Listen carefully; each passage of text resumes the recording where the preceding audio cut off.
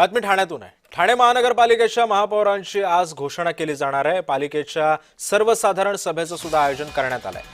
आजच पदग्रहण सोहळा पार पडणार आहे। आज पहिली महासभा सुद्धा असणार आहे। ठाणे महानगरपालिका सभागृह फुलांनी सजवण्यात आलंय।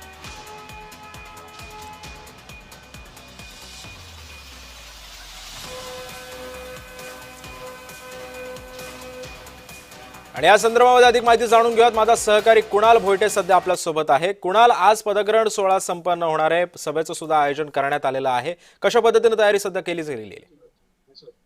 सिद्धेश, एकंदरीत पाहायचं झालं तर 3 वर्षाहून अधिक काळ प्रशासकीय राजवट या महापालिकेमध्ये सुरू होती आणि महापालिका निवडणुकीनंतर पहिलीच महासभा जी आहे ती महापौर आणि उपमहापौर निवडीकरता घेण्यात येणार आहे। मी सध्या ज्या ठिकाणी ही सभा होणार आहे त्या सभागृहामध्ये आहे आणि आपण पाहू शकतोय फुलांची सजावट जी आहे ती या सभागृहामध्ये करण्यात आलेली आहे आणि आता सर्वच तयारी जी आहे ती अंतिम टप्प्यात आलेली आहे। आपण या ठिकाणी पाहतोय ज्या ठिकाणी महापालिकेचे सदस्य बसतात त्या ठिकाणी अशा प्रकारची सूचना ज्या आहेत त्या पहिल्या सभेचं म्हणजे या महापालिकेतल्या पहिल्या सभेची सूचना जी आहे ती या ठिकाणी देण्यात आलेली आहे। सभा सूचना क्रमांक 1 अशा प्रत्येक बाकावर सदस्यांच्या या सूचना ज्या आहेत त्या अधिनियमानुसार ठेवण्यात आलेल्या आहेत आणि साधारणतः 11:30 वाजता या सर्वसाधारण सभेला जी आहे ती सुरुवात होईल। त्यानंतर महापौर निवड आणि उपमहापौर निवड झाल्यानंतर महापौर आणि उपमहापौर हे पदग्रहण करतील।